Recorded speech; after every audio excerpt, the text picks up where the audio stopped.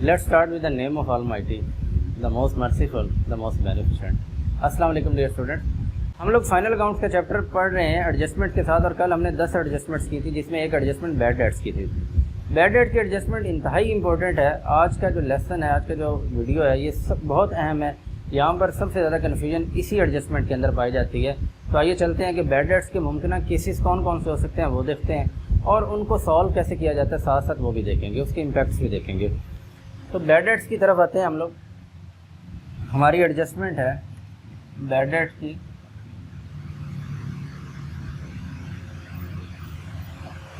अब देखें, एक केस हमारे पास ये हो सकता है, हम इसको केस वाइज डिस्कस करेंगे ताकि आप कहीं भी कंफ्यूज ना हो। किसी भी किस्म के केस का क्वेश्चन आ जाए आप कंफ्यूज ना हो उसमें। केस नंबर 1 इस तरीके से हो सकता है कि आपके पास ये ट्रायल बैलेंस गिवन हो,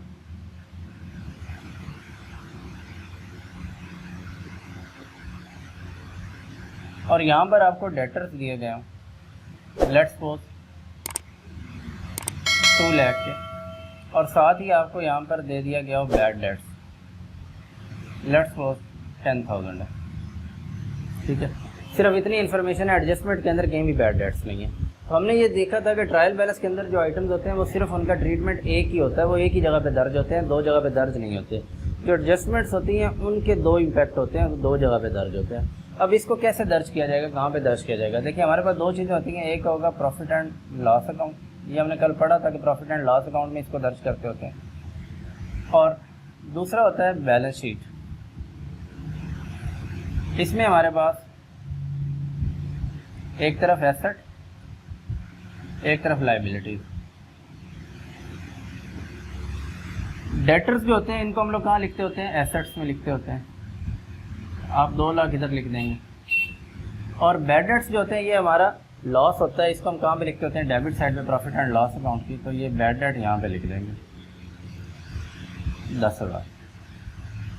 सिंपल, इसमें से कहीं से भी माइनस नहीं करेंगे, इसका भी कोई और नहीं, एक ही जगह पे दर्ज होना था। ये लॉस जो है प्रॉफिट एंड लॉस अकाउंट की डेबिट साइड पे आ गया, और जो डेटर थे ये एसेट थे, ये करंट एसेट में बैलेंस शीट में चले गए। ये पहला केस हमारे पास इस तरीके से हो सकता है। दूसरा केस अगर हम यहाँ पे बनाएं तो इसके अंदर कुछ इजाफा हो सकता है, और वो इजाफा ये है कि हमें साथ में एडजस्टमेंट दे दी जाए।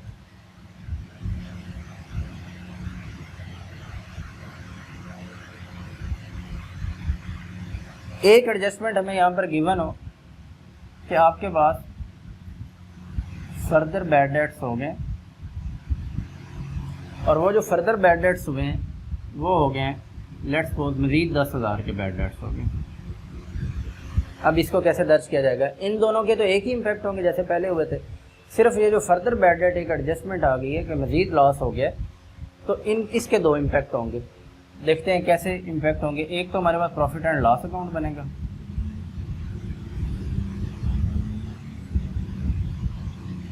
क्रेडिट और डेबिट साइड, और एक हमारे पास बैलेंस शीट बनेगी, एसेट्स लायबिलिटीज। ठीक है जी, जिनका एक एक इम्पैक्ट होना है वो लिख लें यहाँ पर। ये डेटर 2 लाख, और बैड डेट्स इनको इनर कॉलम के अंदर हमने लिखा है क्योंकि इनके अंदर मज़ीद अभी एक एडजस्टमेंट होनी थी। अब इसके 2 इम्पैक्ट बनने हैं। एक है मज़ीद, पहले कुछ रकम डूबी हुई थी, पहले कुछ हमारा लॉस हुआ था कि 10,000 का, पता चला कि कुछ और लॉस हो गया 10,000 का, तो उस लॉस को इसमें ऐड कर देंगे। फर्दर बैड डेट्स 10,000 के, तो टोटल लॉस जो है वो कितना बन गया? 20,000 का। जो पहले हमारे पास रिसीवेबल अमाउंट थी वो 2 लाख की थी, मज़ीद पता चला कि 10,000 की मज़ीद नहीं मिलनी, तो इसको भी यहाँ से हम लोग माइनस कर देंगे। फर्दर बैड डेट्स 10,000, तो बाकी रह जाएंगे 190। तो इस तरीके से ये केस आ जाएगा।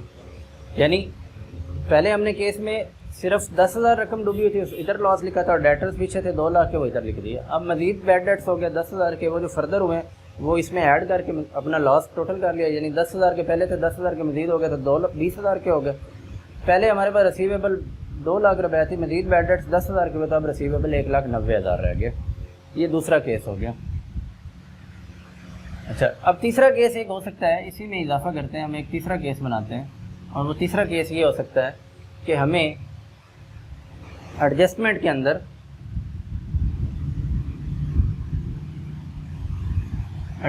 अंदर एक फर्दर एडजस्टमेंट दी गई हो और वो कही जाए क्रिएट अ न्यू प्रोविजन, या प्रोविजन सिर्फ लिखा जा सकता है, create a provision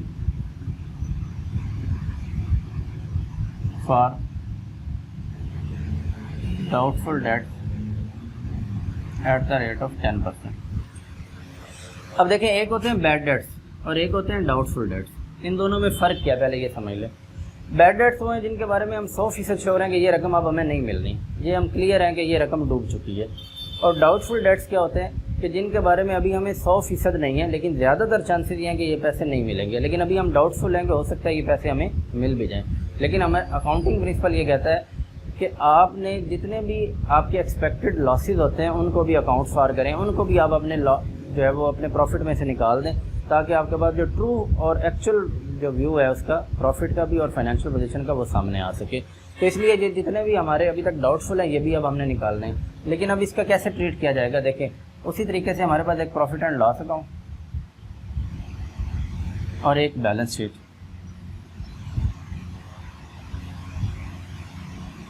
credit debit,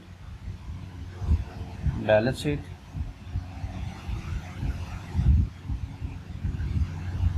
assets, liability. हाँ जी, अब देखें जिनके दो इफेक्ट, ये जिनका एक एक इफेक्ट है, जो ऊपर हमारे पास ट्रायल बैलेंस में फिगर्स गिवन है वो तो अपनी अपनी जगह पे हम लिख देंगे। जैसे डेटर्स हैं तो यहाँ आ गए डेटर्स, इसकी जगह थोड़ी सी बढ़ा लेते हैं, 2 लाख। बैड डेट्स जो हैं वो हमारे पास इधर आ जाएंगे प्रॉफिट एंड लॉस अकाउंट की डेबिट साइड पे। बैड डेट्स हैं 10,000, ठीक है जी। फर्दर बैड डेट्स हमने सीख लिए हैं। हम क्या करते हैं कि बैड डेट्स के अंदर फर्दर बैड डेट्स जो होते हैं इनको ऐड कर देते होते हैं, 10,000, और ये टोटल बन गया 20,000। और यहाँ से हम लोग फर्दर बैड डेट्स जो हैं उनको हमने पढ़ा था कि हम माइनस कर देते होते हैं। 2 लाख में से 10,000 चले गए तो 1,90,000 बने थे। अब हमने एक प्रोविजन क्रिएट करनी है कि मज़ीद 10% ऐसे, यानी ये जो हमें पता था कि ये 1,90,000 हमें मिल सकते हैं, इसमें भी हमें शक है कि 10% ना मिले। वो जो शक वाले अमाउंट है उसको भी अब हमने निकाल देना। तो अगर हम इस पर जो न्यू प्रोविजन है, इसे हम न्यू प्रोविजन कहते होते हैं, ये प्रोविजन फॉर बैड डेट्स कहते होते हैं, प्रोविजन फॉर बैड डेट्स। 1,90,000 पे प्रोविजन लेंगे 10% तो वो बनेगी 19,000। अब इसमें से अगर हम ये अमाउंट निकालें, 1,90,000 में से 19,000 निकाल दें तो बाकी कितने बच जाते हैं हमारे पास? 10 में से 9 गया तो 1, 8 में से 1 गया तो 7, 1,71,000।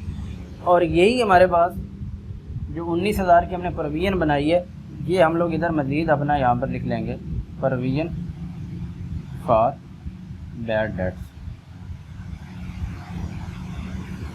19,000। तो ये बन जाएगा हमारा 39,000 लॉस। ये हमारा एक्सपेक्टेड लॉस है, अभी तक हुआ नहीं है, लेकिन अकाउंटिंग प्रिंसिपल हमें ये कहते हैं कि आपने एक्चुअल और ट्रू एंड फेयर व्यू लेने के लिए क्या करना है कि जितने भी आपके एस्टिमेटेड लॉसेज हैं वो भी आपने निकाल देने हैं, ताकि पता चले कि ये हमारे असल और खरे जो हमारे डेटर्स हैं वो ये हैं 1,71,000 के, ये पैसे हमें मिल रहे हैं। और लॉस हमारा ये 19,000 का हमने रिकॉर्ड कर लिया। 10,000 का पहले हो चुका था, 10,000 का मज़ीद चांसेस है, और पीछे 10% जो है वो हमारे मज़ीद ऐसे हैं लोग जो अभी हमें खदशा है कि ये भी पैसे नहीं देंगे। ये हमारा केस नंबर 3 था, ठीक है जी, समझ आ गई। चौथा केस ये बन सकता है कि हमें क्वेश्चन के अंदर एक प्रोविजन पहले से दी गई हो, मिसाल के तौर पर यहाँ बताया गया हो provision for bad debts, trial balance के अंदर प्रोविजन दी गई हो। अब लेट्स सपोज यहाँ पर प्रोविजन जो है वो दी हुई है 15,000 की। क्वेश्चन के अंदर जो पहले प्रोविजन ट्रायल बैलेंस में दी गई है वो 15,000 की है। इसे हम कहते होते हैं कि ये ओल्ड प्रोविजन है। जो इधर दी गई होती है इसका नाम क्या रखते होते हैं? Old provision. और जो हमें एडजस्टमेंट के अंदर दी गई होती है ये होती है न्यू प्रोविजन। यानी फोर्थ केस हमारा ये है जिसमें डेटर्स भी हैं, बैड डेट्स भी हैं, ओल्ड प्रोविजन भी है, फर्दर बैड डेट्स भी हैं, और मज़ीद न्यू प्रोविजन क्रिएट करने का भी कहा गया है। तो अब ऐसे क्वेश्चन के अंदर हम क्या करेंगे, ये वाला काम सारा ऐसे ही करेंगे, यानी डेटर्स को अपनी असल जगह पे एसेट में लिखा, बैड डेट्स को इधर लिखा, जो फर्दर बैड डेट्स है वो इधर ऐड की है, डेटर में से निकाल दी है। जो न्यू प्रोविजन थी 10% यहाँ से ली, माइनस कर दी और यहाँ भी ऐड कर दी। अब आ जाता है कि अगर ओल्ड प्रोविजन दी गई हो तो ओल्ड प्रोविजन को क्या करना है। अब हम देखें, पहले हमारे पास कुछ प्रोविजन बनी हुई थी 15,000 की, कि 15,000 पे हमें डाउट था कि ये पैसे नहीं मिलेंगे, लेकिन 10% जब हमने अपने लिया डेटर्स के ऊपर तो वो बना 19,000। यानी जो हमारी न्यू प्रोविजन है उसमें ये 15,000 भी शामिल है जो पहले वाला था 15,000 का। तो इसका मतलब है कि यहाँ पर इसको कुछ भी करने की ज़रूरत नहीं है। जो यहाँ पर इसका एक ही इम्पैक्ट आना होता है, इसका दूसरा इम्पैक्ट तो होना नहीं है। तो यहाँ हमारे 1,71,000 ही रहेगा, लेकिन इसका जो इम्पैक्ट आएगा वो कहाँ आएगा, वो प्रॉफिट एंड लॉस अकाउंट में आएगा। प्रॉफिट एंड लॉस अकाउंट में किस जगह पर आएगा, ये जो 39,000 हमारे पास आया हुआ है यहाँ, इसको इनर कॉलम में लिखा जाएगा। इसमें से ओल्ड प्रोविजन जो होती है वो माइनस कर दी जाएगी। ओल्ड प्रोविजन है 15,000 की, तो 39,000 में से अगर 15,000 चला जाए तो बाकी रह जाता है 24,000। अब देखें, इसमें से कुछ बच्चे कंफ्यूज हो जाएंगे कि ये ओल्ड प्रोविजन यहाँ पे माइनस क्यों की। देखें, प्रोविजन का स्टैंडर्ड सेट हो गया एडजस्टमेंट के अंदर जाके कि हमारे डाउटफुल डेट्स 19,000 के हैं। ट्रायल बैलेंस एक पुरानी जो है वो हमें पिक्चर दे रहा है कि 15,000 पे हमें शक है। एडजस्टमेंट कह रही है कि 19,000 पे, यानी 10% हमने लिया ना तो 19,000 बनता है। एडजस्टमेंट कह रही है कि 19,000 पे हमें डाउट है कि ये नहीं मिलेगा। पहले हमने कितना डाउट क्रिएट किया हुआ था, 15,000 का। तो इसका मतलब है कि हमारा ये डाउट गलत था। डाउट तो 19,000 का है, तो फर्दर हमें 4,000 का डाउट है ना। तो देखें, ये 4,000 ही तो आ रहा है। अगर मैं इस सारे हिस्से को छुपा लूँ, इतने हिस्से को अगर मैं छुपा लूँ, तो देखें पहले हमारे बैड डेट्स कितने हुए हुए थे, 20,000 के। अब यहाँ रिजल्ट क्या आ रहा है, 24,000 आ रहा है। तो इसका मतलब है कि वही 4,000 जो एक्स्ट्रा डाउट है वही यहाँ पर 20 में 4,000 जमा होकर 24 आएगा। तो हम ये भी कर सकते हैं कि यहाँ पर ऐड कर दें, ओल्ड और न्यू का जो डिफरेंस आया हुआ है 4,000 वो यहाँ पे लिख के कर दें। लेकिन बेहतर ये है कि आप इसी तरीके से लिखें कि न्यू प्रोविजन को ऐड करें और ओल्ड प्रोविजन को लेस करें। तो ये हमारे पास चौथा केस हो सकता है जिसके अंदर ओल्ड प्रोविजन भी है, न्यू प्रोविजन भी है। जब ओल्ड प्रोविजन दी गई हो तो हमने सारा काम वैसे ही करके ओल्ड प्रोविजन को यहाँ से लेस कर देना है अपने लॉस में से। अब पांचवा केस एक बन सकता है हमारे पास कि बैड डेट्स के साथ साथ हमें एक और एडजस्टमेंट दी जाए कि हमने अपने डेटर्स को डिस्काउंट भी देना है। यानी जिनसे ये 1,71,000 रुपये जो हमारे रिसीवेबल थे, हो सकता है कि हमें इनसे ये पैसे लेने के लिए हमने किसी को टर्म्स जो हैं डिस्काउंट की दे रखी हों कि अगर आप इतने दिनों के अंदर पैसे वापस कर दें तो हम आपको इतने % डिस्काउंट देंगे। तो ये मुमकिन है ना कि डिस्काउंट के लिए भी प्रोविजन हो। तो अगर यहाँ पर आ जाए कि आप क्रिएट अ प्रोविजन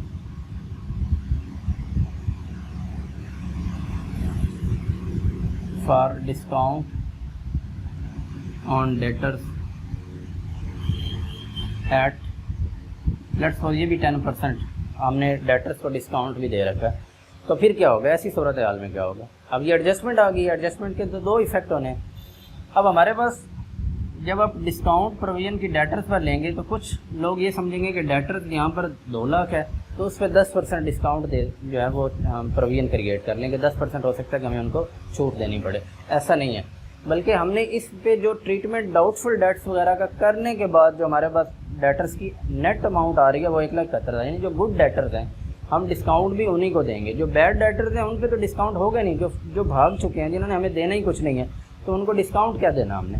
तो इसलिए डिस्काउंट के लिए, डिस्काउंट का 10% निकालने के लिए हमने पहले क्या करना है, डेटर्स में से फर्दर बैड डेट्स और जो न्यू प्रोविजन हमने क्रिएट कर रखी है ये दोनों लेस करने के बाद जो हमारे गुड डेटर्स आए 1,71,000, इस पे हम लोग 10% चार्ज करेंगे।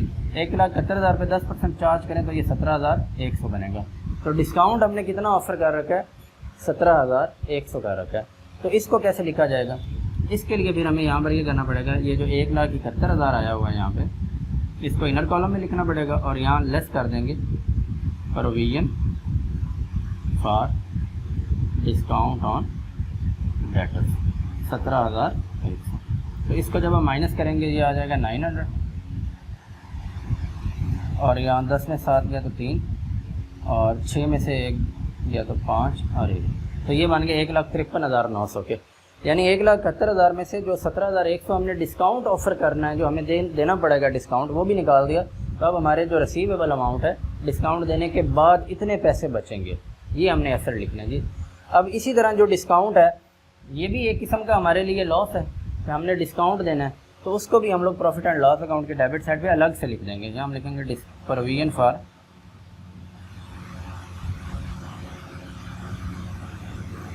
Discount on debtors 17,100। तो बैड डेट्स के हवाले से ये 5 मुख्तलिफ केसेस बन सकते हैं जो आज हमने स्टडी किए हैं, जिसमें पहला केस हमने बनाया डेटर और बैड डेट्स हो सकते हैं। ये हमने पढ़ा कि ये सिर्फ एसेट में और ये सिर्फ पीएल अकाउंट में। फिर दूसरा केस हमने बनाया कि साथ में फर्दर बैड डेट्स भी हो सकते हैं। तो डेटर्स एसेट में, फर्दर ये बैड डेट्स जो हैं वो पीएल अकाउंट में, फर्दर बैड डेट डेटर में से लेस किए थे और बैड डेट्स में ऐड कर दिए थे। फिर उसके बाद तीसरा केस हमने बनाया था कि प्रोविजन क्रिएट करने का आ जाए। तो जो प्रोविजन क्रिएट की जाती है ये डेटर्स के ऊपर 10% लेने के लिए हम फर्दर बैड डेट्स जो लेस कर देते होते हैं, जो हमारे गुड उस वक्त तक गुड डेटर्स हमारे 1,90,000 थे, इस पर प्रोविजन ली 10% 19,000 आई, इधर से लेस और इधर हमारा ये लॉस बनता है, इधर ऐड कर दिया। चौथा केस था कि अगर ट्रायल बैलेंस के अंदर प्रोविजन दी गई हो तो ये ओल्ड प्रोविजन होती है, इसका एक ही इम्पैक्ट होता है और इसे हम यहाँ पर जो बैड डेट्स की एडजस्टमेंट कर रहे होते हैं वहाँ से माइनस कर देते हैं। पाँचवा केस ये बना कि अगर साथ में डिस्काउंट भी दे दिया गया हो तो हमने जो हमारे good debtor at the end आए हुए होते हैं उस पर हमने वो 10% दे के वो इसमें से निकाल दिया और बाकी इधर हमारा पीएल एंड अकाउंट के अंदर जो है वो हमने इसको अपना लॉस बना के लिख दिया। तो ये बैड डेट से रिलेटेड हमारे 5 केसेस हैं जिसमें स्टूडेंट्स कंफ्यूज हो जाते होते हैं, इसीलिए इसकी एक अलग से मैंने वीडियो बना दी ताकि आपको बैड डेट से रिलेटेड जितनी भी एडजस्टमेंट्स हैं वो समझने में आसानी हो। तो मैं सजेस्ट करूँगा जो अभी तक इस चैप्टर को पहली दफ़ा कर रहे हैं कि वो इस वीडियो को कम से कम 2 दफ़ा देखें ताकि उनको ये एडजस्टमेंट बैड डेट्स की जो है वो कन्फ्यूज़ ना हो और उनके मार्क्स ना कट सकें। तो इस तरह अब हमारी जो टोटल एडजस्टमेंट्स हमने कर ली हैं, 10 हमने कल की थी, ये 11वीं फर्दर बैड डेट्स की है, 12वीं क्रिएट प्रोविजन वाली है और 13वीं जो है वो डिस्काउंट ऑन डेटर्स की है। तो अब हमारे पास 13 जो है हम इन्हें कह सकते हैं कि यहाँ पर हमारे पास 10 पहले हमने की थी, तो 11, 12 और 13, तो 13 एडजस्टमेंट्स जो हैं वो अब हमारी हो चुकी हैं। मज़ीद आने वाली वीडियो के अंदर हम मज़ीद जो हैं वो एडजस्टमेंट्स सीखेंगे।